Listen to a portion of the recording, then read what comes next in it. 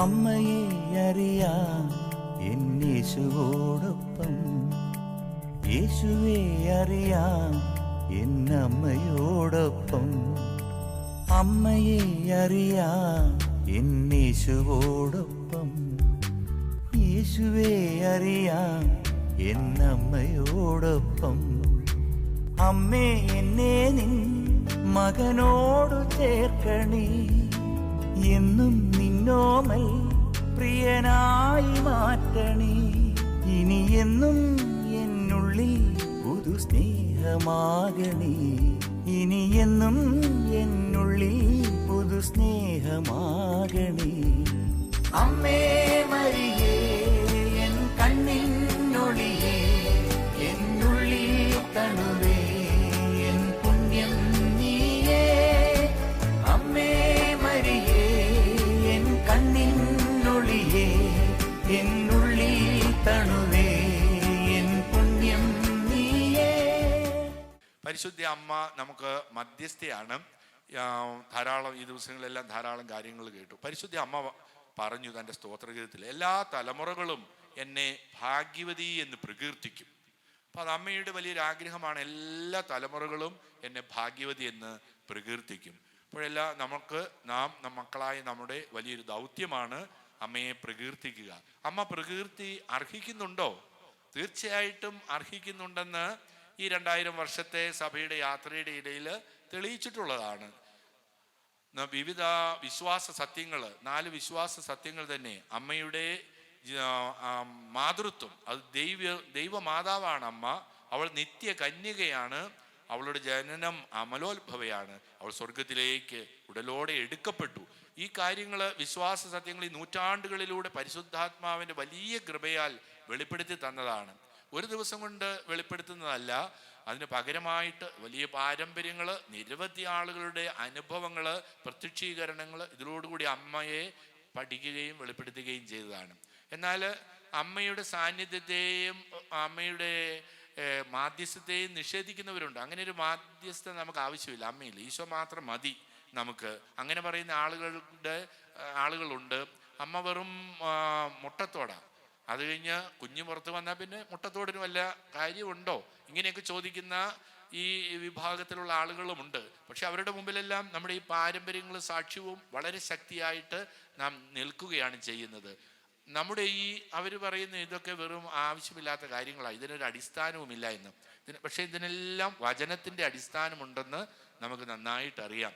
അത് നമ്മെ പഠിപ്പിക്കുകയാണ്. വചനത്തിൻ്റെ അടിസ്ഥാനത്തിലാണ് നാം ഈ പരിശുദ്ധ അമ്മയെ വണങ്ങുക. അത് അമ്മയുടെ ആഗ്രഹമാണ്, പിതാവായ ദൈവത്തിൻ്റെ ആഗ്രഹമാണ്. പുത്രനായ ദൈവം തൻ്റെ അമ്മയെ വണങ്ങാൻ നമ്മോട് പറയുകയാണ്. അതുകൊണ്ടാണ് അമ്മ ലോകത്തിൻ്റെ വിവിധ സ്ഥലങ്ങളിൽ പ്രത്യക്ഷപ്പെടുന്നത്. അതുകൊണ്ട് നമുക്ക് തീർച്ചയായിട്ടും അമ്മയെ വണങ്ങുന്നത് നമുക്ക് ഉത്തരവാദിത്വമാണ്, കടമയാണ്. അമ്മയുടെ മാധ്യസ്ഥ്യം അപേക്ഷിച്ചാൽ അമ്മ ഒരിക്കലും നമ്മെ ഉപേക്ഷിക്കുകയുമില്ല എന്ന് നമുക്കറിയാം. അതുകൊണ്ട് ഈ ദിവസങ്ങളിലെല്ലാം ഈ കൺവെൻഷനിൽ നിങ്ങളെല്ലാവരും പങ്കെടുക്കുകയും പ്രാർത്ഥിക്കുകയും കൺവെൻഷന് നേതൃത്വം നൽകുകയും ചെയ്തവരെല്ലാം ഒരുമിച്ച് ചേർന്ന് അമ്മയെ വണങ്ങുകയാണ്. അതോടൊപ്പം നമുക്കെല്ലാം നിരവധി അനുഗ്രഹങ്ങൾ പ്രാപിക്കുവാനും സാധിച്ചു. അമ്മയോടുള്ള സ്നേഹം, അമ്മയോടുള്ള ഈ പ്രത്യേകമായ വണക്കവും സ്നേഹവും ആദ്യത്തെ നൂറ്റാണ്ടിൽ തന്നെ ഉണ്ടായിരുന്നു എന്ന് നമുക്ക് കാണുവാൻ സാധിക്കും. അത് വിശുദ്ധ ലൂക്കായുടെ സുവിശേഷവും അതോടൊപ്പം തന്നെ വിശുദ്ധ യോഹന്നാൻ തീർച്ചയായിട്ടും ആ കുരിശിൻ്റെ ചുവട്ടിൽ നിന്നുകൊണ്ട് അമ്മയെ സ്വഭവനത്തിലേക്ക് സ്വീകരിച്ചവളാണ്. അപ്പോൾ തീർച്ചയായിട്ടും അമ്മയോടുണ്ടായിരുന്ന ആഴമായ അമ്മയുടെ തുടിക്കുന്ന ഹൃദയം എന്താണെന്ന് അറിയാവുന്ന ശിഷ്യൻ, ആ ശിഷ്യന് തുടർന്ന് വിശുദ്ധ യോഹന്നാൻ്റെ ശിഷ്യന്മാരും പരിശുദ്ധ അമ്മയോടുള്ള ആ സ്നേഹവും വണക്കവും ശക്തമായിട്ട് സഭയിൽ ഉണ്ടായിരിക്കണം. അത് ദൈവം ആഗ്രഹിക്കുന്നതാണ്. അതിന് വചനത്തിൻ്റെ അടിസ്ഥാനവുമുണ്ട് എന്ന് കൃത്യതയോടുകൂടി തെളിയിക്കുന്നുണ്ട്. ആ ഒരു കാര്യം ഞാൻ ഇവിടെ ഈ വളരെ കുറഞ്ഞ സമയത്തിനുള്ളിൽ കൂടുതൽ പഠിക്കുന്നതിനും കൂടുതൽ ചിന്തിക്കുന്നതിനും എല്ലാം നിങ്ങളുടെ ശ്രദ്ധയിലേക്ക് ഞാൻ കൊണ്ടുവരുന്നു എന്ന് മാത്രമേ ഉള്ളൂ. വെളിപാടിൻ്റെ പുസ്തകം, അതിൽ യോഹന്നാൻ ആദ്യത്തെ നൂറ്റാണ്ടിൽ ജീവിച്ചിരിക്കുകയും ഇത് എഴുതുകയും ചെയ്തു. അതായത് സഭയുടെ ആരംഭ കാലഘട്ടത്തിൽ തന്നെ സഭയിൽ പരിശുദ്ധ അമ്മയോട് വണക്കം എത്രമാത്രം ഉണ്ടായിരുന്നു. അവൾ വാഗ്ദാനപ്രകാരം വന്നവളാണ്. രണ്ടാമത്തെ ഹവ്വായാണ് അവൾ വാഗ്ദാന പേടകമാണ്. അവൾ സ്വർഗത്തിലെ രാജ്ഞിയാണെന്ന് ആദിമസഭയുടെ വിശ്വാസമായിരുന്നു. അതുകൊണ്ട് അത് വചനത്തിന്റെ അടിസ്ഥാനത്തിൽ ശക്തമായിട്ട് തെളിയിക്കുകയാണ് വിശുദ്ധ യോഹന്നാൻ. വെറുതെ പറയുകയല്ല, തെളിയിക്കുകയാണ്. അത് വെളിപാടിന്റെ പുസ്തകം 11-ാം അധ്യായത്തിൽ അവസാന വാക്കുകൾ വായിക്കുമ്പോൾ നമുക്ക് കിട്ടും. 12:1. നേരത്തെ അങ്ങനെ വിഭജിച്ചിരുന്നില്ലല്ലോ, ഒരുമിച്ച് എഴുതി പോവുകയായിരുന്നല്ലോ. അപ്പോൾ അവിടെ 19-ാമത്തെ വാക്യത്തിൽ 11:19 നമുക്ക് കാണുവാൻ സാധിക്കും. അപ്പോൾ സ്വർഗത്തിൽ ദൈവത്തിന്റെ ആലയം തുറക്കപ്പെട്ടു. അതിൽ അവിടുത്തെ വാഗ്ദാന പേടകം കാണായി. മിന്നൽ പിണരുകളും ഘോഷങ്ങളും ഇടിമുഴക്കങ്ങളും ഭൂകമ്പങ്ങളും വലിയ കന്മഴയും. സ്വർഗത്തിൽ വലിയ ഒരു അടയാളം, സൂര്യനെ ഉടയാടയാക്കിയ ഒരു സ്ത്രീ, അവളുടെ പാദങ്ങൾക്കിടയിൽ ചന്ദ്രൻ, ശിരസിൽ 12 നക്ഷത്രങ്ങൾ കൊണ്ടുള്ള കിരീടം. അപ്പൊ ഇതില് ആദിമസഭയ്ക്കുണ്ടായിരുന്ന ആ വലിയൊരു ദൈവ മരിയോളജി, മരിയ ശാസ്ത്രം, അത് പതുക്കെ ഡെവലപ്പ് ചെയ്ത് വരുമ്പോൾ അവിടെ കൃത്യതയോടുകൂടി വിശുദ്ധ യോഹന്നാൻ തൻ്റെ വെളിപാടിന്റെ പുസ്തകത്തിൽ അവതരിപ്പിക്കുകയാണ്. ആകാശം സ്വർഗത്തിൽ തുറക്കപ്പെട്ടു, അവിടെ ദേവാലയം കാണപ്പെട്ടു, അതിൽ വാഗ്ദാന പേടകവും കണ്ടു. അതായത് പരിശുദ്ധ അമ്മയാണ് ആ വാഗ്ദാന പേടകം. അപ്പോൾ അവിടെ സൂര്യനെ ഉടയാടയാക്കിയ ഒരു സ്ത്രീ, അവൾ പാദങ്ങൾക്കടിയിൽ ചന്ദ്രൻ, ശിരസിൽ 12 നക്ഷത്രങ്ങൾ കൊണ്ടുള്ള കിരീടം. അപ്പോൾ അവിടെ സ്ത്രീ എന്നുള്ള ഒരു പദം കൊണ്ട് തന്നെ അവൾ രണ്ടാമത്തെ ഹവ്വ ആണെന്ന് വിശുദ്ധ യോഹന്നാൻ ശക്തമായിട്ട് സ്ഥാപിക്കുന്നുണ്ട്. അതോടൊപ്പം തന്നെ കിരീടം, അവൾ സ്വർഗത്തിൻ്റെ രാജ്ഞിയായി, സ്വർഗത്തിലേക്ക് അവൾ ഉയർത്തപ്പെട്ടു, സ്വർഗത്തിൽ അവൾ രാജ്ഞിയായി എന്ന് നമ്മെ പഠിപ്പിക്കുന്ന, അതായത് അവൾ സ്വർഗാരോപണം ചെയ്തു, ഉടലോടെ സ്വർഗത്തിലേക്ക് എടുക്കപ്പെട്ടു, സ്വർഗത്തിൻ്റെ രാജ്ഞിയാണെന്നുള്ള ഈ പാരമ്പര്യങ്ങൾ ഈ വചനത്തിൻ്റെ അടിസ്ഥാനത്തിലാണ്. വിശുദ്ധ യോഹന്നാൻ വെറുതെ ഒരു വചനം എഴുതുകയല്ല, വളരെ കൃത്യതയോടുകൂടി അത് നമ്മെ സൂചിപ്പിക്കുകയും പഠിപ്പിക്കുകയും ചെയ്യുകയാണ്. അത് നമുക്ക് ഹൃദയത്തിൽ സൂക്ഷിക്കുകയും പരിശുദ്ധ അമ്മയോടുള്ള വണക്കം വെറുതെ പാരമ്പര്യത്തിൽ കടന്നു വന്നുകയും വെറുതെ ഒരു വണക്കമായിട്ട്, അല്ലെങ്കിൽ നമ്മുടെ ഒരു ആവേശം കൊണ്ട് അമ്മയെ വണങ്ങുന്നതല്ല, വചനത്തിന്റെ അടിസ്ഥാനത്തിൽ തന്നെയാണ് നാം അമ്മയെ വണങ്ങുക. അതുകൊണ്ട് ആധികാരികമായിട്ട് അമ്മേ എന്ന് പ്രകീർത്തിക്കുവാൻ നമ്മുടെ പ്രിയപ്പെട്ട കലയന്താനി ബേബി സാർ നമ്മോടൊപ്പം ഉണ്ട്. അദ്ദേഹം എത്രയാണ് അമ്മയെക്കുറിച്ച് കീർത്തനങ്ങൾ എഴുതി നമ്മെ സന്തോഷിപ്പിച്ചിട്ടുള്ളത്. അതിലെന്നും ഇതിനൊരു അടിസ്ഥാനം നമുക്ക് കൃത്യതയോടുകൂടി വചനത്തിലുണ്ടെന്ന് നമ്മെ പഠിപ്പിക്കുകയാണ്. ഒരു അടയാളം കാണപ്പെട്ടു. നമുക്കറിയാം ഒരു അടയാളം എന്താണ് എന്ന്. ഒരു അടയാളം തരും, കന്യക ഗർഭം ധരിച്ച് യെശയ്യായുടെ പ്രവചനത്തിൽ നമ്മെ പഠിപ്പിക്കുകയാണ്. ഒരു കന്യക യുവതി ഗർഭം ധരിച്ച് ഒരു പുത്രന്, ഇതായിരിക്കും ഒരടയാളം. Hallelujah, hallelujah. ഒരടയാളം അവിടെ കാണപ്പെടുകയാണ്, സ്വർഗത്തിലൊരടയാളം. അവിടെ സൂര്യനെ ഉടയാടയാക്കിയ സ്ത്രീ, ആ സ്ത്രീ എന്നുള്ള പദമൊക്കെ നമുക്ക് പഴയ നിയമത്തിൽ ആദ്യം 3-ാമത്തെ അധ്യായം 15-ാം വചനത്തിൽ നാം വളരെ നിരവധി തവണ പഠിക്കുകയും കാണുകയും എല്ലാം ചെയ്തതാണ്.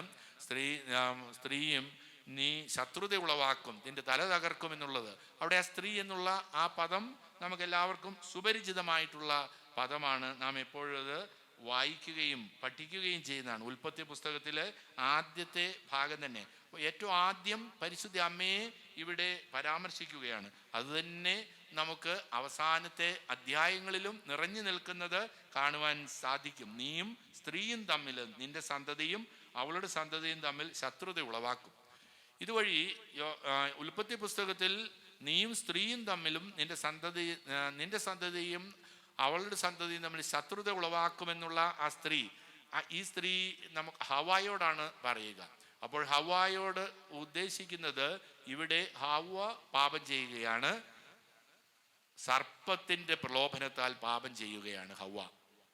എന്നാൽ ഇവിടെ രണ്ടാമത്തെ ഹവ്വ, അത് നമ്മുടെ അമ്മയാണ്.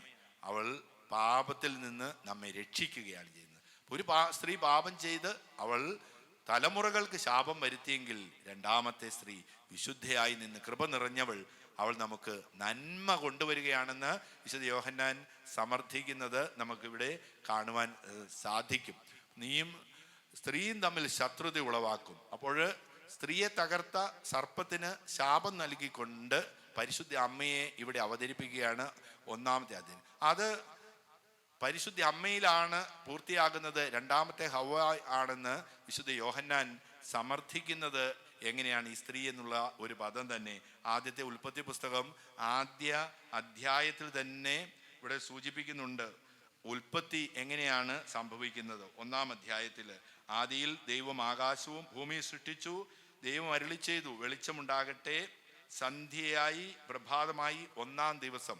തുടർന്ന് നമുക്ക് 2-ാം ദിവസം, 3-ാം ദിവസം, 4-ാം ദിവസം, 6-ാം ദിവസം ആയപ്പോൾ വിശ്രമമായി 7-ാം ദിവസം. അപ്പോൾ 7 ദിവസങ്ങളിലും ഉണ്ട്. സന്ധ്യയായി, പ്രഭാതമായി, 6-ാം ദിവസം സമാപിച്ചു. 7-ാം ദിവസം വിശ്രമമാണ്. പിന്നെ 7-ാം ദിവസത്തിൽ ഒന്ന് സംഭവിച്ചു. ഇതിൽ ഈ പുസ്തകത്തിൽ നമുക്ക് കാണുവാൻ സാധിക്കും, ഉൽപ്പത്തി പുസ്തകത്തിൽ കാണുവാൻ സാധിക്കും. പിന്നീട് അടുത്ത ദിവസമാണ് ഹവ്വായെ സൃഷ്ടിക്കുന്നത്. സമയം കുറവുള്ളത് കൊണ്ട് അതിലേക്ക് കടന്നു പോകുന്നില്ല. നമുക്ക് തന്നെ പഠിക്കാവുന്നതേ ഉള്ളൂ. അടുത്ത ദിവസമാണ്, 6-ാം ദിവസം വിശ്രമിച്ചു. അവിടെ സ്ത്രീയെ ഹവ്വയെ സൃഷ്ടിക്കുന്നതായിട്ട് കാണുന്നില്ല. അടുത്ത ദിവസം, അതായത് അടുത്ത ദിവസം 6 ദിവസങ്ങൾ കഴിഞ്ഞിട്ടാണ് പിന്നീട് ഹവ്വ അവിടെ കടന്നു വരിക. അതുപോലെ തന്നെ 2-ാമത്തെ ഹവ്വായാണ്, അവൾ ജീവൻ കൊണ്ടുവന്നവളാണ്, പരിശുദ്ധ അമ്മ എന്ന് ഭംഗിയായിട്ട് യോഹന്നാൻ സമർത്ഥിക്കുന്നത് നമുക്കിവിടെ യോഹന്നാന്റെ സുവിശേഷത്തിൽ നമുക്ക് ആദ്യ അധ്യായങ്ങളിൽ തന്നെ കാണുവാൻ സാധിക്കും. ആദിയിൽ വചനമുണ്ടായിരുന്നു. അപ്പോൾ ആ ഉൽപ്പത്തി പുസ്തകത്തിൽ എങ്ങനെയാണോ അത് രേഖപ്പെടുത്തിയത് അതുപോലെ തന്നെ അതേ രൂപത്തിലും ഭാവത്തിലും അവതരിപ്പിച്ചുകൊണ്ട് ഇവിടെ യോഹന്നാൻ പറയും, ആദിയിൽ വചനമുണ്ടായിരുന്നു. ആ വചനം ദൈവത്തോടു കൂടിയായിരുന്നു. അതിനുശേഷം തുടർന്ന് ഓരോ ദിവസത്തെയും അവതരിപ്പിക്കുന്നുണ്ട്. അടുത്ത ദിവസം, 1-ാമത്തെ ദിവസം അവിടെ ചോദിക്കുകയാണ്, സ്നാപക യോഹന്നാനെ അവതരിപ്പിക്കുകയാണ്. 1-ാമത്തെ ദിവസം, 1-ാം ദിവസം സ്നാപക യോഹന്നാനെ അവതരിപ്പിക്കുന്നു. അപ്പോൾ അവിടെ 1-ാം ദിവസം വെളിച്ചം സൃഷ്ടിക്കുന്നു. ഇവിടെ 1-ാം ദിവസം സ്നാപക യോഹന്നാൻ, വെളിച്ചത്തിന് മുൻഗാമിയായ സ്നാപക യോഹന്നാനെ അവതരിപ്പിക്കുന്നു. അടുത്ത ദിവസം ദൈവത്തിന്റെ കുഞ്ഞാടിനെ സ്നാപക യോഹന്നാൻ അവതരിപ്പിക്കുക. അടുത്ത ദിവസം ശിഷ്യന്മാര്, ഇത് 1-ാമത്തെ അധ്യായത്തിൽ തന്നെ, അടുത്ത ദിവസം യോഹന്നാന്റെ ശിഷ്യന്മാരോടുകൂടെ നിൽക്കുകയാണ്. അതിന്റെ പിറ്റേ ദിവസം ഫിലിപ്പോസിനെയും നത്താനിയേലിനെയും അവതരിപ്പിക്കുകയാണ്. അപ്പോൾ 6 ദിവസങ്ങളായി. ഓരോന്നും നിങ്ങളെടുത്ത് വായിച്ചു നോക്കിയാൽ സമയം കുറവുകൊണ്ട് ഞാൻ ദീർഘമായിട്ടല്ലേ. 1-ാം ദിവസം യോഹന്നാനെ അവതരിപ്പിക്കുന്നു. അടുത്ത ദിവസം യോഹന്നാൻ യേശുവിനെ അവതരിപ്പിക്കുന്നു. ഫിലിപ്പോസിന് അടുത്ത ദിവസം ഫിലിപ്പോസ് നത്താനിയേലിനെ അവതരിപ്പിക്കുന്നു.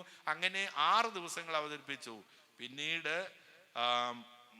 ഇതെല്ലാം കഴിഞ്ഞതിന് ശേഷം 3-ാം ദിവസം ഗലീലയിൽ, അത് 7 ആ ദിവസം 7-ാം ദിവസത്തിലേക്ക് വരികയാണ്. ഈ സംഭവം നടന്നതിന് ശേഷം 3-ാം ദിവസം വരുമ്പോൾ അത് 7-ാം ദിവസമാണ്. അപ്പോൾ ഹവ്വ 6 ദിവസങ്ങൾക്ക് സൃഷ്ടിക്ക് ശേഷം 7-ാം ദിവസം ഹവ്വ ഉണ്ടാകുന്നു.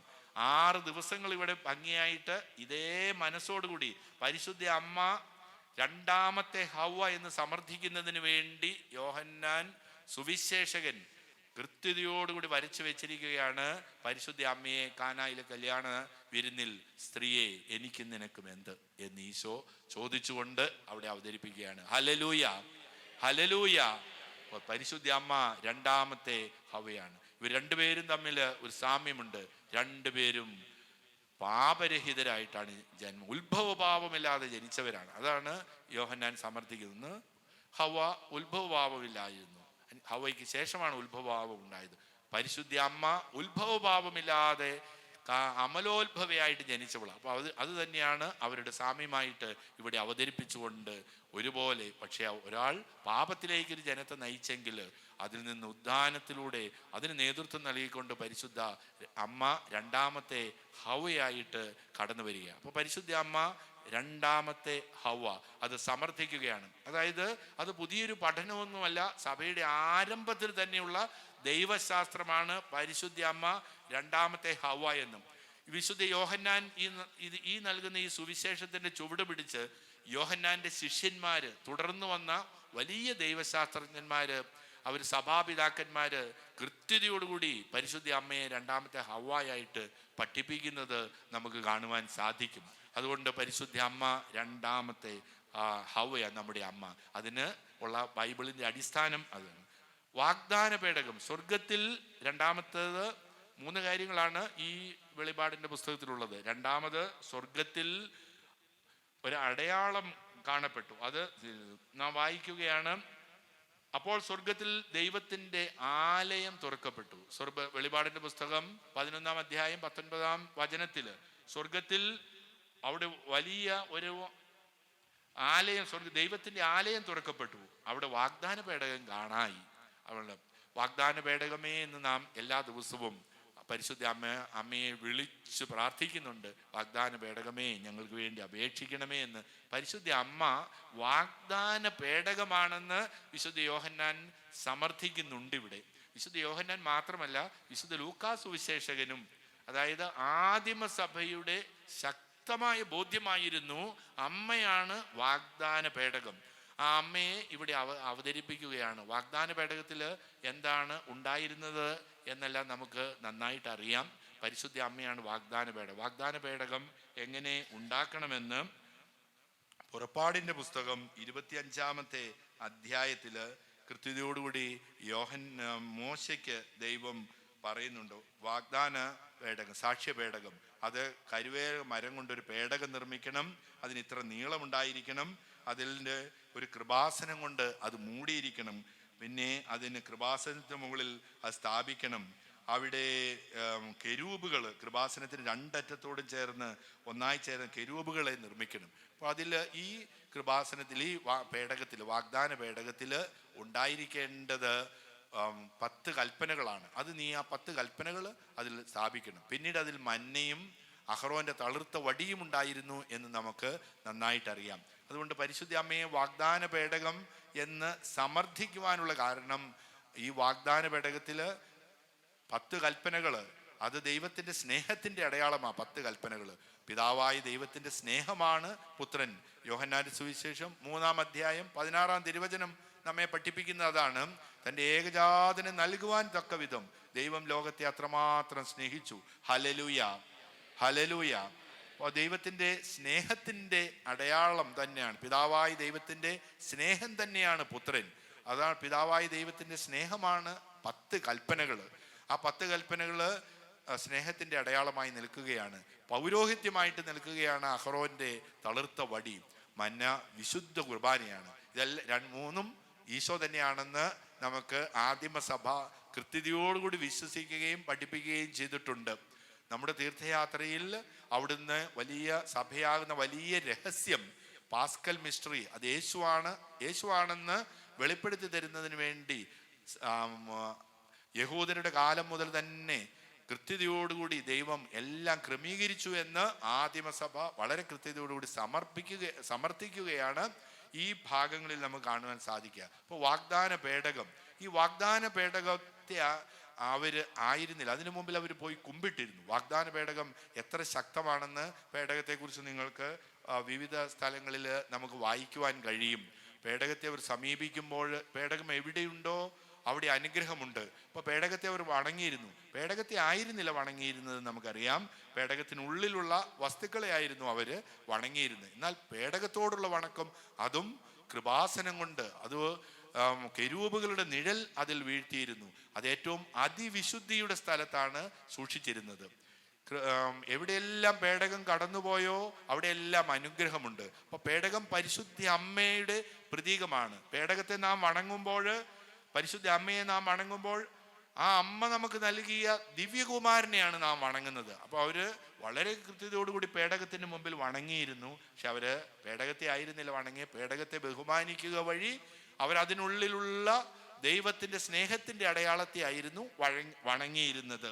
നാമും അത് തന്നെയാണ്. പരിശുദ്ധ അമ്മ ബഹുമാനിക്കപ്പെടുമ്പോൾ നമുക്കവിടെ വിഗ്രഹാരാധനയല്ല, ദൈവത്തെ വണങ്ങാതിരിക്കുകയല്ല. നാം യഥാർത്ഥത്തിൽ വണങ്ങുന്നത് ദിവ്യകുമാരനെയാണ്, യേശുവിനെയാണ് നാം സ്വീകരിക്കുകയും വണങ്ങുകയും ചെയ്യുന്നതെന്ന് ആദിമസഭ കൃത്യതയോടുകൂടി ഇവിടെ നമ്മെ പഠിപ്പിക്കുകയാണ് ചെയ്യുന്നത്. വാഗ്ദാന പേടകം ഏത് ഭവനത്തിലുണ്ടോ അവിടെ നിങ്ങൾ കടന്നു ചെല്ലുമ്പോൾ ഏറ്റവും കൂടുതൽ കൃത്യതയോടുകൂടി വാഗ്ദാന പേടകത്തെ നിങ്ങൾ വെറുതെ സമീപിക്കരുത്, വിശുദ്ധിയോടുകൂടെ സമീപിക്കണം. അങ്ങനെയുള്ള നിർദ്ദേശങ്ങളെല്ലാം ഈ പുറപ്പാടിൻ്റെ പുസ്തകത്തിൽ നമുക്ക് കാണുവാൻ സാധിക്കും. ജോഷുവയുടെ പുസ്തകത്തിൽ 3-ാം അധ്യായത്തിൽ അവർ ജോർദാൻ കടക്കുന്നു. ജോഷുവ ഒക്കെ നമുക്ക് പരിചയമുള്ളതാണ്. ആദ്യം മുന്നേ പോകേണ്ടത് ആരാണ്? വാഗ്ദാന പേടകം മുൻപിൽ കടക്കണം. ഇനി ഈ നദി കടക്കേണ്ടത് ഈ നദി കടക്കുവാൻ നമുക്ക് സാധിക്കും. വാഗ്ദാന പേടകം മുന്നിൽ പോകട്ടെ. അത് വഹിക്കാൻ ആരുണ്ടായിരിക്കണം? പുരോഹിതരുണ്ടായിരിക്കണം. എത്ര നല്ല ശക്തമായിട്ടുള്ള ഒരു സന്ദേശമാണ് പരിശുദ്ധ അമ്മയെ നാം ഈ ദിവസങ്ങളിലെല്ലാം വണങ്ങിയപ്പോൾ നമുക്ക് മുൻപിലൂടെ നമുക്ക് ജീവിതത്തിൽ എന്തെല്ലാം പ്രതിസന്ധികളുണ്ട്, ബുദ്ധിമുട്ടുകളുണ്ട്.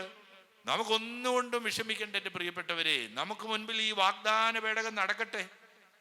ഈ വാഗ്ദാന പേടകം മുൻപിലൂടെ നടക്കുമ്പോൾ, ജപമാലയിലൂടെ നമ്മുടെ വാഗ്ദാന പേടകത്തെ വണങ്ങുമ്പോൾ, ഒരിക്കലും പിളരുകയില്ല എന്ന് വിചാരിച്ച കടൽ പിളർന്നു ജോർദാൻ അപ്പുറത്തേക്ക് ജോഷുവയ്ക്ക് ഒരു ജനത്തെ നയിക്കുവാൻ സാധിച്ചെങ്കിൽ അത് പ്രതീകാത്മകമായിരുന്നു. പരിശുദ്ധ അമ്മ ഏത് വിഷമസന്ധികളിലും ഏത് സാഗരത്തെയും ദുഃഖസാഗരത്തെയും പിളർത്തി അപ്പുറം കടക്കുവാൻ നമ്മെ സഹായിക്കും. Hallelujah, hallelujah.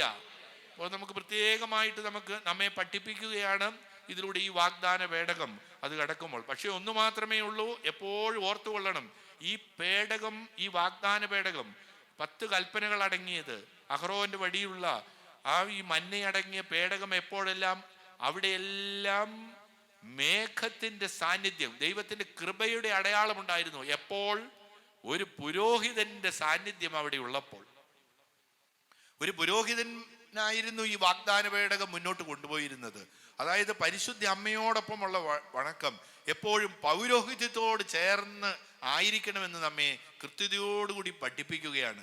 അത് വഹിക്കുവാനുള്ള ഉത്തരവാദിത്വം പുരോഹിതർക്കായിരുന്നു. അപ്പോൾ പൗരോഹിത്യം എന്നും വണങ്ങപ്പെടണം. പുരോഹിതരോട് ചേർന്നാണ് നമുക്ക് ഈ വാഗ്ദാന പേടകത്തെയും നമ്മുടെ ശുശ്രൂഷകളെയും സമീപിക്കുക.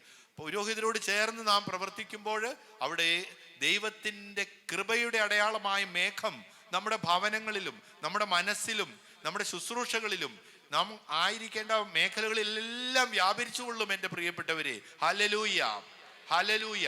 പൗരോഹിത്യത്തെ മാറ്റി നിർത്തിക്കൊണ്ടോ അപ്പുറത്തുള്ള ഒരു ശുശ്രൂഷയ്ക്കും അവിടേക്ക് സാങ്കത്യമില്ല, പ്രസക്തിയില്ല, സാധ്യമല്ല എന്നുകൂടി നമ്മെ പഠിപ്പിക്കുന്ന സുവിശേഷ ഭാഗങ്ങളാണ്, വചനഭാഗങ്ങളാണ് നമ്മുടെ മുൻപിലുള്ളത്. അപ്പോൾ അവരെ അക്കരെ കടക്കുന്നതിന് വേണ്ടി നമ്മെ വാഗ്ദാന പേടകം അവരെ സഹായിക്കുകയാണ്. വാഗ്ദാന പേടകം മുന്നോട്ട് പോകുമ്പോൾ പിന്നീട് വാഗ്ദാന പേടകം സ്ഥാപിക്കുന്നതിന് വേണ്ടി സ്ഥലങ്ങൾ ഉണ്ടായിരുന്നില്ല. അവർ കൂടാരമുണ്ടാക്കി ആ കൂടാരത്തിൽ സ്ഥാപിക്കുക. യുദ്ധമുണ്ടായപ്പോൾ ഈ വാഗ്ദാന പേടകം ഫിലിസ്ത്യര് കൈവശപ്പെടുത്തി. എന്നാൽ പിന്നീട് നമുക്ക് സാമുവേലിന്റെ പുസ്തകത്തിൽ 6-ാം അധ്യായത്തിൽ കർത്താവിൻ്റെ പേടകത്തിന് സംഭവിച്ച കാര്യങ്ങൾ നമുക്കറിയാം. നമുക്ക് ഓരോന്നും എടുത്ത് നിങ്ങൾക്ക് വായിക്കാവുന്നതാണ്. പരിശുദ്ധ അമ്മ വാഗ്ദാന പേടകമാണ്. ഈ വാഗ്ദാന പേടകത്തിന് എന്തൊക്കെ സംഭവിച്ചു എന്ന് സമയം കിട്ടുമ്പോൾ വാഗ്ദാന പേടകത്തെക്കുറിച്ചുള്ള കാര്യങ്ങൾ വചനത്തിൽ നിന്ന് പഠിക്കണം. ഇത് പരിശുദ്ധ അമ്മയാണെന്ന് മനസ്സിൽ വിചാരിച്ചുകൊണ്ട് തന്നെ വാഗ്ദാന പേടകത്തെക്കുറിച്ചിട്ടുള്ള പഴയ നിയമത്തിലുള്ള ഭാഗങ്ങൾ കൃത്യതയോടുകൂടി പഠിക്കുമ്പോൾ നമുക്ക് പരിശുദ്ധ അമ്മയോട് ആഴമായ സ്നേഹവും വണക്കവും അത്ഭുതവും തോന്നും. എങ്ങനെയാണ് ദൈവം പരിശുദ്ധ അമ്മയെ നമുക്ക് അമ്മയായിട്ട് തന്നത്, എന്ത് ഭംഗിയായിട്ട് അത് ക്രമീകരിക്കപ്പെട്ടു. നാം അമ്മയെ വണങ്ങുമ്പോൾ എത്രയോ അനുഗ്രഹിക്കപ്പെട്ടവരാ. കൊച്ചു ത്രേസ്യ പറഞ്ഞതുപോലെ ഞങ്ങൾ എന്ത് ഭാഗ്യം ചെയ്തവരാ, ഞങ്ങൾക്കൊരു അമ്മയെ കിട്ടിയല്ലോ എന്ന് നമുക്ക് ഓരോരുത്തർക്കും പറയുവാനുള്ള കൃപ നമുക്കിതിലൂടെ ലഭിക്കും. ഇവിടെ ഈ വാഗ്ദാന പേടകം ഫിലിസ്ത്യര് കൈവശമാക്കിയപ്പോൾ നമുക്ക് സാമുവേലിന്റെ പുസ്തകത്തിൽ വായിക്കുന്നുണ്ട്, ഏതൊക്കെ പട്ടണത്തിൽ ഈ വാഗ്ദാന പേടകം ചെന്നോ അവിടെ എല്ലാം അസുഖങ്ങൾ ഉണ്ടായി. വിശുദ്ധിയില്ലാത്ത സ്ഥലങ്ങളിൽ നമുക്ക് അമ്മയോടൊപ്പം യാത്ര ചെയ്യുവാൻ പരിശ്രമിച്ചാൽ ഒരിക്കലും അനുഗ്രഹം ലഭിക്കുകയില്ല. പകരം തിക്താനുഭവങ്ങളാണ് നമുക്കുണ്ടാകുക. അതുകൊണ്ട് നമ്മുടെ ജീവിത വിശുദ്ധിയും വളരെ അനിവാര്യമാണെന്ന് യോഗ്യതയില്ലാത്ത സ്ഥലത്ത് പരിശുദ്ധ അമ്മയ്ക്ക് പ്രവർത്തിക്കാൻ കഴിയുകയില്ല. അതുകൊണ്ടാണ് അമ്മ തൻ്റെ യോഗ്യതയില്ലാത്ത സ്ഥലങ്ങളിലൂടെ വരുമ്പോഴെല്ലാം അമ്മ നേരത്തെ തന്നെ പ്രത്യക്ഷപ്പെട്ടിട്ട് അമ്മ പറയും, നിങ്ങൾ ശ്രദ്ധിക്കുക, പിന്മാറുക, ജപമാല ചൊല്ലുക, നിങ്ങൾക്ക് വലിയ അപകടം വരുവാൻ പോകുന്നു എന്ന്. എവിടെയെല്ലാം അപകടം വരുന്നു അതിനു മുമ്പെല്ലാം അമ്മ കൃത്യതയോടുകൂടി പ്രത്യക്ഷപ്പെട്ടിട്ടുണ്ട്, മുന്നറിയിപ്പ് നൽകിയിട്ടുണ്ട്. ഇനി ഞാൻ ഇവിടെ ഉണ്ടാകുകയില്ല, നിങ്ങളുടെ സമൂഹത്തിൽ ഉണ്ടാകുകയില്ല, നിങ്ങളുടെ കൂടെ ഉണ്ടാകുകയില്ല എന്ന് അമ്മ പറയുന്നുണ്ട്. കണ്ണുനീരോടുകൂടി അമ്മ പ്രത്യക്ഷപ്പെട്ടിട്ടുള്ള ഓരോ സ്ഥലങ്ങളും നമുക്ക് നന്നായിട്ട് അറിയാം. ഞാനത് ആവർത്തിക്കുന്നില്ല, നാം പഠിക്കുക.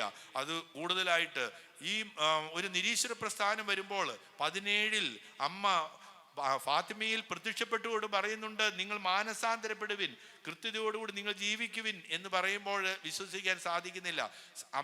അമ്മയെ സമർപ്പിക്കുവിൻ ഈ നിരീശ്വര രാജ്യങ്ങളെന്ന് പറഞ്ഞ് 52 പിന്നെ 12-ാം പീയൂസ് മാർപ്പാപ്പ റഷ്യയെ സമർപ്പിക്കുന്നത്. അപ്പോൾ അതിനുശേഷം പിന്നീട് വരുന്ന മാറ്റങ്ങൾ എത്ര പെട്ടെന്നായിരുന്നു എന്ന് നമുക്ക് മനസ്സിലാക്കുവാൻ സാധിക്കും.